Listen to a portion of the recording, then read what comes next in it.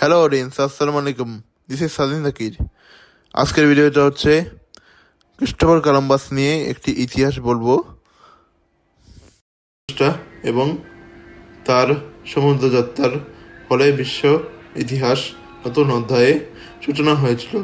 এটি ইউরোপ এবং আমেরিকার মধ্যে প্রথম সরাসরি সংযোগ স্থাপন করে এবং পরবর্তী সময়ে তা বৈশ্বিক বাণিজ্য এবং উপনিবেশ স্থাপনের পথে নিয়ে যায়।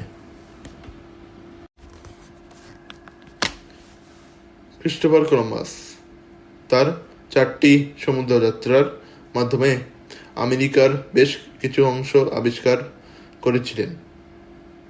তিনি প্রতিটি অভিযানে নতুন নতুন স্থান অন্বেষণ করেন এবং তাদের বিভিন্ন নাম দেন, যা অনেক ক্ষেত্রেই আজও ব্যবহৃত হচ্ছে।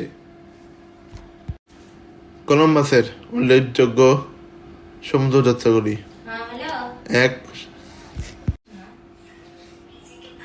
এক প্রথম সমুদ্রযাত্রা 1492-1493। এই অভিযানে তিনি বাহামাস, কিউবা এবং হিস্পানিওলা, বর্তমান হাইতি ও ডোমিনিকান রিপাবলিক পৌঁছান। দ্বিতীয় সমুদ্রযাত্রা 1493 বা 1496। তিনি লেসার অ্যান্টিলিস অঞ্চলের দ্বীপসমূহ আবিষ্কার করেন, যেমন গুয়াডেলপ, মার্টিনিক এবং পুয়ের্তো রিকো। তৃতীয় সমুদ্রযাত্রা 1498 বা 1500। এই অভিযানে কলম্বাস দক্ষিণ আমেরিকার উত্তর উপকূল, বিশেষত বর্তমান ভেনেজুয়েলা এবং ত্রিনিদাদ দ্বীপ আবিষ্কার করেন। চতুর্থ শেষ সমুদ্রযাত্রা 1502-1504। তিনি মধ্য আমেরিকার পূর্ব উপকূল অন্বেষণ করেন এবং হন্ডুরাস, নিকারাগুয়া, কোস্টারিকা এবং পানামা অঞ্চলে পৌঁছান। তিনি যে স্থানীয় আদিবাসীদের সাথে পরিচিত হন তাদের তিনি ইন্ডিয়াস নামে ডাকেন,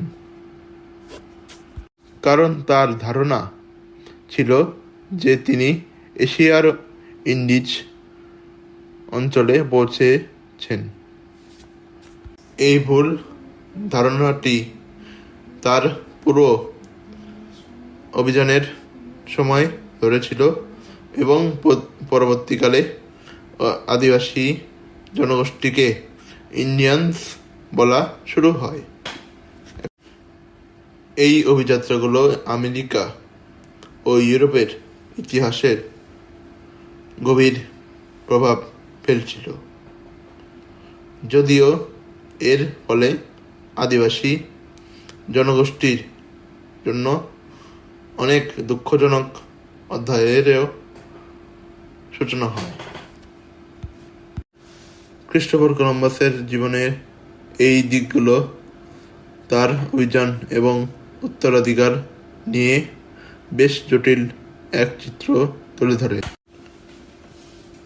তিনি নিজে আমেরিকাকে আলাদা মহাদেশ হিসেবে চিনতে পেরেছিলেন কিনা তা নিয়ে বিতর্ক রয়েছে। বেশিরভাগ ঐতিহাসিক মনে করেন কলম্বাস মৃত্যুর আগ পর্যন্ত মনে করতেন তিনি এশিয়ার ইস্ট ইন্ডিজ অঞ্চলে পৌঁছেছেন, তবে তার অভিযানগুলো নতুন মহাদেশের ধারণাকে ইউরোপে প্রতিষ্ঠিত করে এবং তা বিশ্ব ইতিহাসের মোড় ঘুরিয়ে দেয়। তার গভর্নরের ভূমিকায় এবং আদিবাসীদের সঙ্গে তার আচরণ নিয়ে বহু সমালোচনা রয়েছে। হিস্পানিওলায় তার শাসনকালে স্থানীয়দের উপর অত্যাচার, দাসত্ব এবং নিষ্ঠুরতা নিয়ে তার সমসাময়িক এবং আধুনিক ঐতিহাসিকরা তাকে দায়ী করেছেন।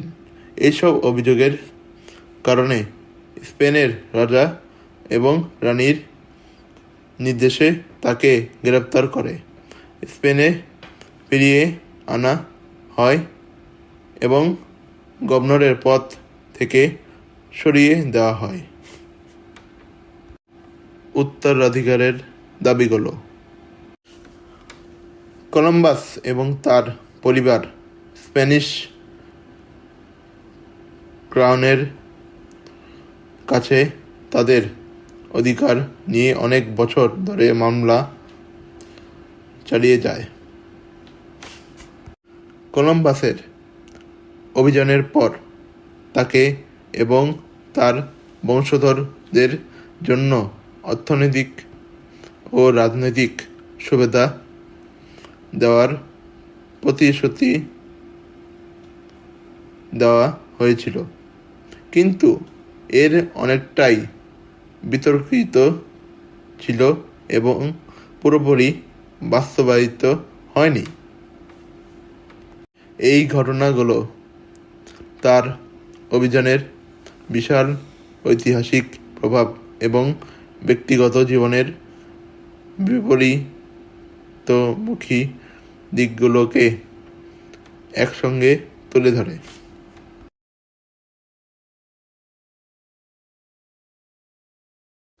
হ্যালো অডিয়েন্স, আসসালামু আলাইকুম।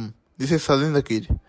আজকের ভিডিওটা হচ্ছে ক্রিস্টোফার কলম্বাস নিয়ে একটি ইতিহাস বলবো।